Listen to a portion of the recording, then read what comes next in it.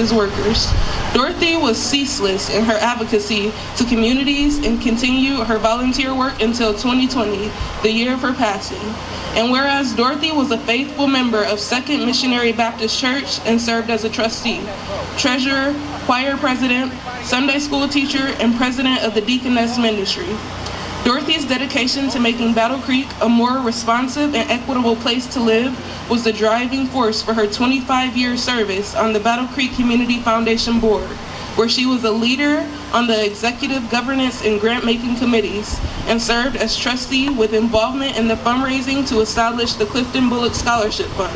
And whereas she was a founding member of the local TRHT work, after joining others across the country for the first Truth, Racial Healing, and Transformation convening coordinated by the W.K. Kellogg Foundation. Dorothy and the Sacred Conversations Book Club swiftly took action to coordinate the first Hearts campaign on National Day of Racial Healing in January 2017. And whereas Dorothy declared transformation and truth are really heart matters, as well as intellectual exercises, her legacy and light will live on in our collective work to catalyze a movement for racial equity and healing in Battle Creek so all can flourish. She will always be remembered for her sharp sense of humor, meaningful stories, and commitment to the work of truth-telling and racial healing. Now therefore be it resolved that I, Janasia Morris, on behalf of Mark Banke, Mayor of the City of Battle Creek, do hereby proclaim June 18th as Dorothy McClendon Day. And I will be giving this proclamation to Bunika Herring, who was a former city commissioner and a local business owner. Good afternoon, everyone. Just so you know that there is a health equity tent for TRHT over to the opposite side of the softball tent. There is also next to the Willard Library tent, a TRHT tent where we are celebrating the life of Dorothy McClendon today. There's a free cupcake baked by Cakes by Boo and yours truly. So go on over there. We also have our Race to Healing book that is for sale today if you don't have a copy, so please stop by, and everybody have a great day.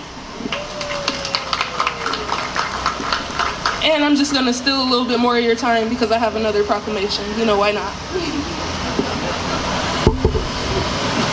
Whereas Juneteenth had its origin on June 19, 1865, when Union soldiers, led by Major General Gordon Granger, landed in Galveston, Texas, to enforce President Lincoln's Emancipation Proclamation and declare freedom for all slaves.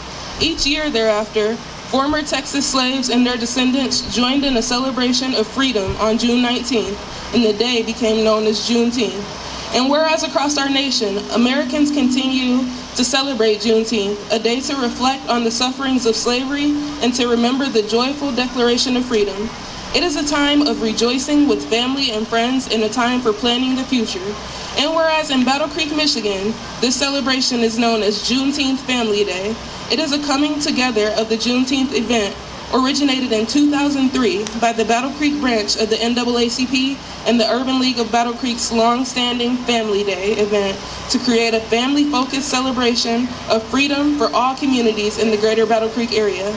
And whereas it is our hope that by remaining sensitized to the conditions, lessons, and experiences of others, we can make significant and lasting improvements in our society.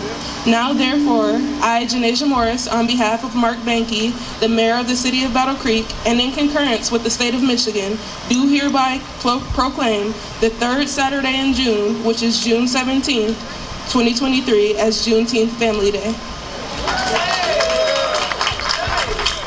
And I will be giving this proclamation over to the wonderful Lynn Ward Gray, who puts in tons of work in making this event a success. Thank you, but I couldn't do it without this great team of volunteers back here, so let's give them a round of applause. And of course, my main man, Sam. So thank you so much to the city. Thank you, Janasia. All right. Because this is all about learning about Juneteenth and our local celebration, we're going to bring Sam up, who is our historian on Juneteenth. So he's going to give you some words. Woo woo. Man, there's some feedback. Lots of feedback. So I'm going to share with you something that as I was, we've been doing this now for 20 years. So I want to thank all of you for coming out today. And in the words of Kwanzaa and the principles of Kwanzaa, I want to say Ujamaa. Can you say Ujamaa? All right, what does that mean? To build and maintain for ourselves a community and make for our brothers and sisters. Let me start that over. To build and maintain our community together and make our brothers and sisters' problems our problems and solve them together. Yes, indeed, Juneteenth is the reason why we're here today, but be sure some of you may never have heard of it, while some of you have known about it for decades. As for the holiday itself, I can tell you that Juneteenth is very complicated, and it's not simply a story that we may have learned decades ago. The National Museum of African American History and Culture describes it this way. On the eve of Freedom Eve, or the eve of January 1, 1865, the first watch night service took place. Now, that was something I learned, and we used to celebrate watch night services in our churches.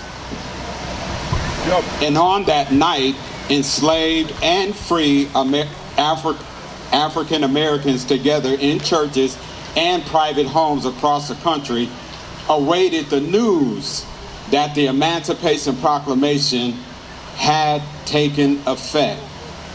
And at the stroke of midnight, prayers were answered as all enslaved people in the Confederate States were declared legally free. Union soldiers, many of whom were black, marched onto plantations and across the cities in the South, reading small copies of the Emancipation Proclamation, spreading the news of freedom. And only through, this one you should pay attention, that only through the 13th Amendment did emancipation end slavery throughout the United States. So I'm going to jump ahead because I have a lot, and I don't want to keep y'all here all day. So it is not important what you previously knew about Juneteenth, as I believe it's more important now that we have a common understanding of the historical events. This common fact-based approach is needed in order for us to briefly focus on and reflect on how the values and principles of white supremacy led to the Civil War conflict and the creation of Juneteenth. I know that this day is not a political event, but I prefer to think of myself as a public servant and not as a politician. I'll leave that up to her and to y'all, all right? Politics aside, with respect to public policy and public administration, I wonder if in the near future we'll be able to teach Juneteenth in public schools, since some politicians want to eliminate some history. And to that I say, boo. We gotta stop that. That's crazy. So in addition to possibly losing many aspects of American history in our schools due to proposed new laws that can criminalize teachers, check this out, that can criminalize teaching African American history, we are also under threat as seeing restrictions on LGBTQ rights or even the banning of books. Again, I say, boo.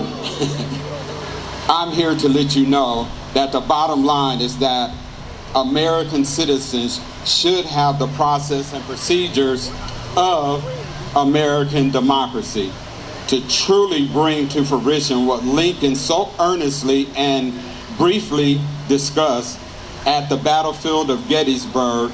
The essence of that very brief speech can be summed up in the last line, that a government, what? For the people, by the people, shall never perish from this earth.